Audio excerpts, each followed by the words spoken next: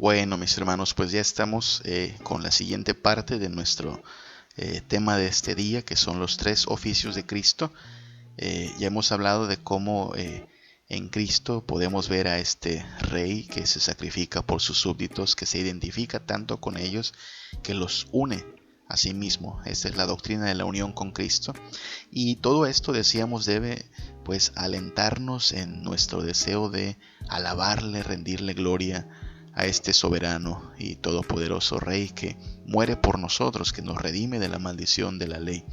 Eh, Esta es la parte que me parece muy importante de la doctrina, donde tiene que volverse doxología hacia aquel que nos redime, hacia aquel que nos salva, porque de nada sirve tener conocimiento doctrinal, teológico, si esto no te hace un mayor adorador de Cristo. Eso debemos recordárnoslo muy seguido aquí en el seminario. Cristo no se convierte en nuestro objeto de estudio, sino que debe ser siempre nuestro objeto de adoración. No terminamos nosotros dominando el conocimiento de Cristo, sino que el conocimiento de Cristo tiene que terminar dominándonos a nosotros, cautivándonos, apasionándonos, de manera que más conocimiento de Cristo no significa simplemente una mejor nota en tus clases, no significa simplemente más cosas para decir desde el púlpito o más motivos para tomar la palabra en tu iglesia, sino que debe significar primero que nada un mayor deseo de adorar a Cristo, una mayor conciencia de su grandeza. Así es que hablemos de los oficios de Cristo. ¿A qué nos referimos con los oficios? Bueno, ustedes ya los han escuchado en algún momento, alguna enseñanza en su iglesia, sin duda. Seguido alguien habla, o un pastor o un conferencista, acerca de los tres oficios de Cristo: profeta, rey y sacerdote. Cristo es el profeta. Cristo es el profeta en el sentido de que Él nos revela la voluntad de Dios. Claro, hubo muchos profetas antes de Cristo: Elías, Isaías, Jeremías, pero todos estos eran profetas, digámoslo con P minúscula, ¿no? Él es el profeta de profetas, es quien ha visto a Dios cara a cara. No solo ha visto a Dios cara a cara, Él procede del Padre antes de todos los siglos. Él siempre que habla la verdad, porque su palabra es la palabra de Dios. Este profeta, Jesucristo, es el profeta de verdad y por lo tanto de autoridad. Recuerda que el profeta no venía con su propia palabra, a diferencia de los pseudo profetas, de los falsos profetas de nuestros días, que salen con sus barbaridades diciendo que Dios les habló y trayendo aparentemente una nueva revelación. Los profetas verdaderos no traían más que la palabra de Dios, hablaban con autoridad siempre que su palabra fuera fiel a la palabra de Dios. En eso radica la autoridad. Por cierto, en eso radica también la autoridad de la predicación de los pastores en nuestra época. Un pastor predica con autoridad, no porque levante la voz, no porque tenga una actitud solemne. El pastor tiene autoridad siempre que su mensaje parta de la Biblia, esté fundamentado en la Biblia, entonces tendrá autoridad. Si ese pastor no habla conforme a la Biblia, si ese predicador, ese conferencista, no importa cuánta elocuencia tenga, no importa cuánta alarde haga de conocimiento por aquí y por allá, si no está fundamentado en la Biblia, usted puede ignorarlo, tapar sus oídos y salir de allí, porque ese no es un profeta de Dios, ¿no? Usted mismo, aunque no sea pastor, usted es un profeta, en el sentido de que somos parte de un pueblo de profetas que tiene que anunciar la verdad de Cristo al mundo. Pero Cristo es el profeta de profetas, profeta con P mayúscula. Nosotros entendemos que como profeta Jesús es revelación para nosotros. Ya desde Deuteronomio 18:18 anticipaba a Dios, le anticipaba a Moisés, le decía: mira, profeta le levantaré de en medio de sus hermanos como tú, y pondré mis palabras en su boca, y él les hablará lo que yo le mandare. Nosotros vemos aquí un anuncio de la venida de Cristo, es decir, por supuesto, nunca faltaría profeta en Israel, y eso pasaba. Dios levantó, insisto, a Elías, a Jeremías, a Isaías. Dios levantó a Daniel, a cada uno de los profetas, pero todos estos profetas terminaron por morir, terminaron por cumplir su misión. Pero el profeta que viene en Cristo Jesús es el profeta que permanece para siempre.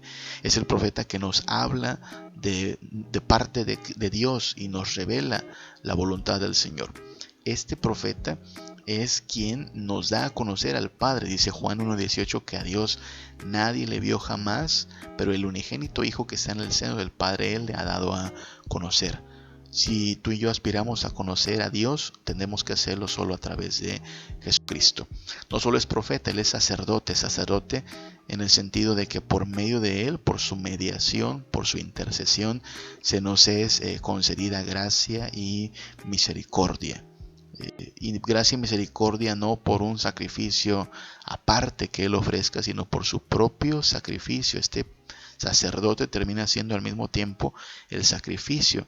Los sacerdotes del Antiguo Testamento, si tú lees el Antiguo Testamento, te darás cuenta que tenían que pues ofrecer un sacrificio por el pueblo, pero antes de eso ofrecían un sacrificio por sí mismos, dado que ellos mismos eran pecadores delante de Dios.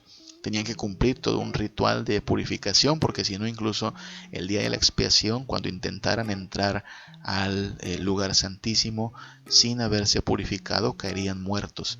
Así es que el sacerdote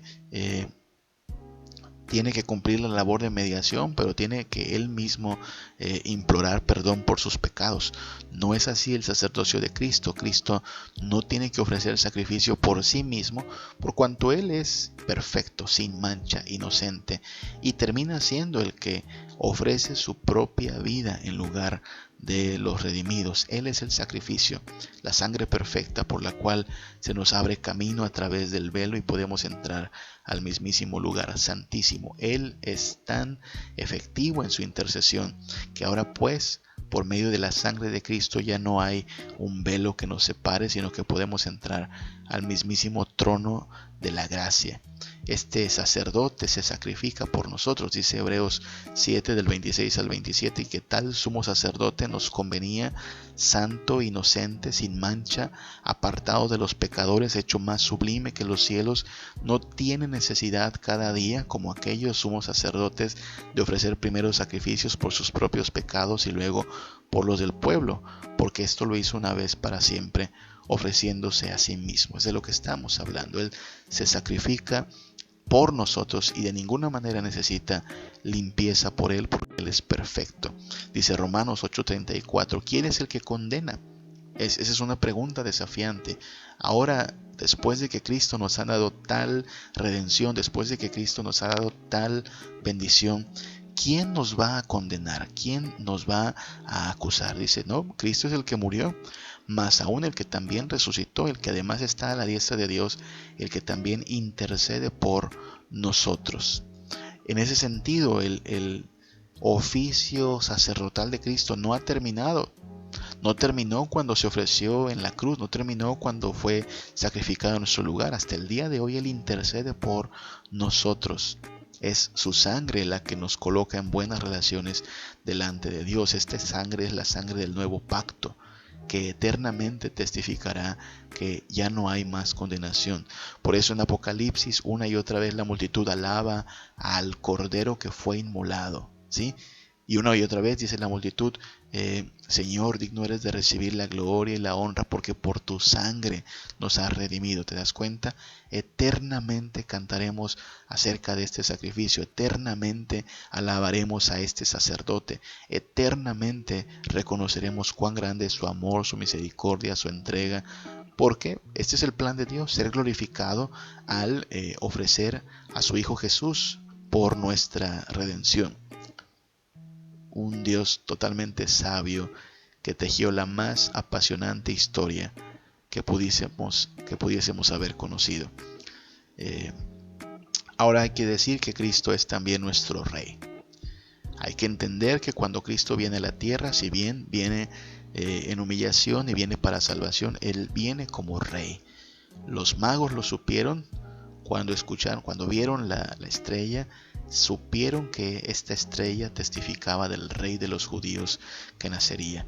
No le gustó a Herodes porque sabía que si ha nacido el Rey de Reyes, entonces él acaba de perder la chamba. La gente lo veía como rey. Cuando ellos dicen Hosana al Hijo de David, están entendiendo que Jesús es el cumplimiento de las profecías mesiánicas. Cada vez que a Jesús se le llama el Cristo o el Mesías, la gente está entendiendo que este es el Rey esperado, el ungido. Este rey viene con total poder, los milagros lo atestiguan, tiene poder sobre la muerte, sobre los demonios, sobre la enfermedad, y también viene con dominio pleno. Él no está pidiendo un rinconcito de esta tierra, Él demanda que todos se le sometan. Por cierto, tampoco está pidiendo un rinconcito de tu corazón. Me molesta mucho cómo es que a veces en el evangelismo se trata de poner a Jesús como si estuviera casi mendigando amor, ¿no? Ándale, dale una oportunidad a Cristo, déjalo entrar en un rinconcito de tu corazón. Él quiere bendecirte, dale oportunidad. Tal parece como si Cristo estuviera rogando atención, mendigando amor.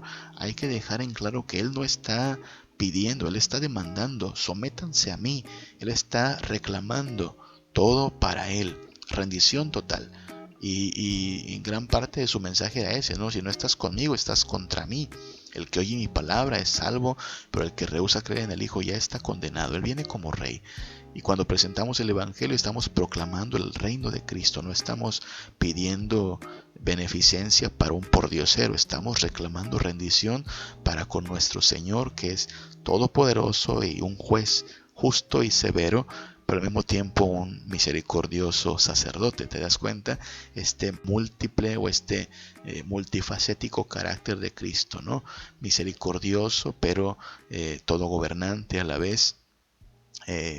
Paciente y perdonador, pero también severo en su juicio. Este es el Rey que también adoramos. Lucas 1 del 32 al 33 nos muestra cómo Jesús tiene autoridad sobre nosotros, autoridad plena. En el anuncio se dice que este que va a nacer, el Hijo de Dios, será grande y será llamado Hijo del Altísimo, y el Señor Dios le dará el trono de David su padre, y reinará sobre la casa de Jacob para siempre. Y su reino, señoras y señores, su reino no tendrá fin. Babilonia vio su decadencia. Media y Persia vieron su colapso. Grecia, por más grande que llegó a ser el imperio griego, terminó por colapsar, terminó por volverse polvo. Roma, ahí están solo las ruinas. Cada imperio que se ha levantado no ha visto más que su máximo punto, su punto cumbre, y de allí su colapso. El reino de Cristo no, el reino de Cristo permanece para siempre. Cristo está sentado en su trono y nadie lo mueve de ahí. No hay consulta popular que lo destrone, no hay proceso de desafuero que le pueda quitar su grandeza y autoridad. No expira su tiempo de gobierno. Él es el Rey de Reyes y su reino no tendrá fin. Tiene autoridad plena sobre nosotros. Mateo 28:18, en la Gran Comisión. No se nos olvide que el imperativo de la Gran Comisión, vayan y hagan discípulos, está fundamentado en el indicativo de la Gran Comisión, que es: toda potestad me es dada en el cielo y en la tierra. Es decir, en todos lados yo mando. Es lo que está diciendo Jesús. Yo soy el mero mero, soy el jefe de jefes, Señor de señores y Rey de reyes. Si vamos a hablar de evangelio, tenemos que hablar de señorío.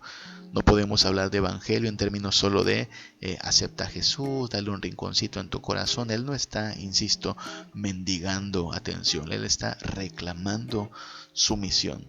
La única forma en la cual Él puede ser nuestro Salvador es si Él es primeramente nuestro Rey.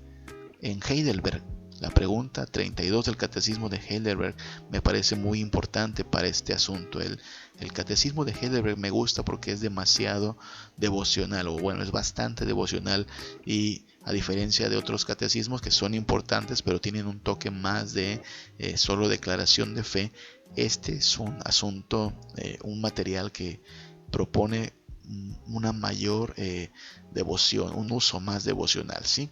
La pregunta 32, ¿por qué pues te llaman cristiano? La respuesta dice: porque por la fe soy miembro de Jesucristo. Ahí está la unión con Cristo, ¿ves? Estoy unido a Cristo, soy miembro de Él y participante de su unción, su triple unción, para que confiese su nombre y me ofrezca a Él. Eso como profetas, ¿no? Confesamos su nombre y nos ofrecemos a Él en sacrificio vivo y agradable, y que en esta vida luche contra el pecado y Satanás con una conciencia limpia y buena, Este sacrificio vivo y agradable representa también nuestro sacerdocio. Y después dice, y que después de esta vida reine con Cristo eternamente sobre todas las criaturas. Aquí está implícito el oficio real. Lo que está diciendo es, así como Cristo ejerce su triple oficio de profeta, sacerdote y rey, nosotros en Cristo ejercemos este oficio también. Nosotros como profetas entonces confesamos su nombre a las personas, al mundo. Nosotros como sacerdotes nos ofrecemos también en un sacrificio vivo, santo y agradable. Y nosotros también como reyes gobernamos con Cristo, reinamos con Cristo sobre todas las cosas. Participamos de esa triple unción también, no al nivel de Cristo por supuesto, pero sí con Cristo, porque somos miembros de Él, somos partícipes entonces de su triple unción. Hablemos entonces y vayamos cerrando de cómo esta triple unción debe ser considerada, ¿sí? Cristo entonces es el profeta. Como profeta, Él nos revela. Él nos revela la verdad, Él nos revela la voluntad de Dios, Él nos revela quién es Dios. Él mismo es la palabra. ¿Sí? Cuando te preguntes cómo ejerce Cristo este ministerio de profeta, bueno, Él mismo es la palabra de Dios.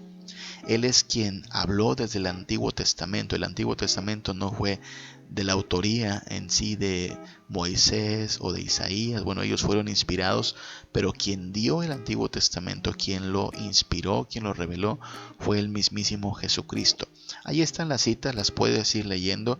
Si este esquema pudiese estar un poquito borroso, no te preocupes, lo voy a enviar también en forma de documento. Él es el proclamador del Evangelio. Él viene al mundo a proclamar el Evangelio. Lo vimos desde el inicio de esta sesión. Él viene a obrar su redención, pero una vez que nos deja, Él envía el Espíritu Santo para que el Espíritu Santo continúe revelándonos la verdad acerca de el Padre y del Hijo. Y por supuesto, entonces en Él nosotros nos constituimos en un reino de profetas. En Él nosotros estamos llamados a ser testigos, si te acuerdas, testigos en la tierra. Nosotros testificamos al mundo acerca de Cristo, su palabra, su evangelio, su reinado. Como reino de profetas nos dedicamos al estudio de la palabra. Tomamos en serio la palabra de Dios, queremos estudiarla, queremos conocerla. No solo la queremos estudiar, sino que queremos vivir en obediencia a ella, no solo ser oidores, sino hacedores de ella, y nos dedicamos a la proclamación de esta palabra. Queremos que el mundo sepa de Cristo, queremos que el mundo se entere quién es su Señor, que el mundo conozca la verdad. Él es el Rey y así lo presentamos al mundo como el Rey de Reyes y Señor de Señores. Él es un Rey de poder, su poder no tiene límites, es un Rey de gracia. Es misericordioso, benévolo, paciente, es un Rey de gloria. Su gloria nunca va a menguar, su gloria nunca es oscurecida ni ensombrecida. Él siempre recibe gloria. Él tiene dominio pleno, dominio completo.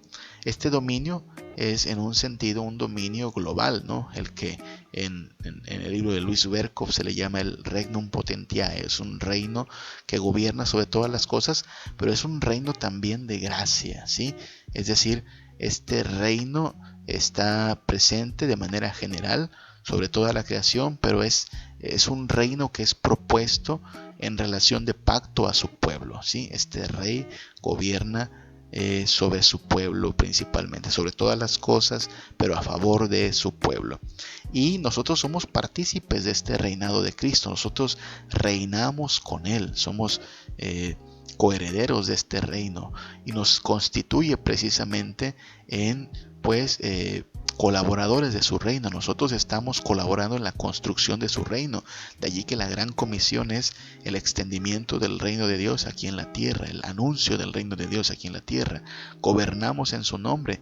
He allí la doctrina del sacerdocio universal de los cristianos. Todo lo que hacemos lo hacemos en el deseo de que cada una de las esferas sea sometida a Cristo, ¿sí? Nuestra familia, nuestro trabajo, nuestra vocación, todo rendido a Cristo. Gobernamos en su nombre y sabemos que tenemos la victoria asegurada. En este mundo quizá la iglesia es perseguida, la iglesia es menospreciada, pero la iglesia tiene asegurada la victoria en Cristo. Nada puede detener el avance alcance de este reino, nada puede ensombrecer la grandeza de este rey. Él es sacerdote al mismo tiempo, él intercede por su pueblo, él lleva a cabo una obra de mediación perfecta por su pueblo, porque él pues es el único que pudo obedecer la ley. Su mediación consiste en eso, en que Él ha cumplido la ley en nuestro lugar, en que Él se ha sacrificado para librarnos de la culpa de la ley, en que Él ha pagado con su sangre para librarnos de la ira, en que Él nos ha reconciliado con el Padre, resolviendo el problema del alejamiento que teníamos a causa del pecado, en que Él nos ha redimido, es decir, nos ha liberado, resolviendo el problema de la esclavitud que teníamos al pecado. Estas 5 perspectivas las vamos a estudiar en soteriología, son las que pues desarrolla, explica muy bien John Murray en su libro La redención consumada y aplicada, ¿sí? Él obedece la ley en nuestro lugar, Él se sacrifica, Él hace propiciación, Él nos reconcilia y Él nos redime.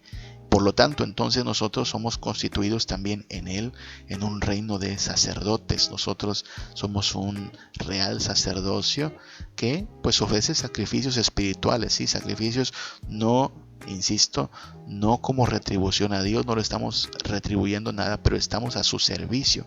En ese sentido somos un sacrificio vivo, santo y agradable.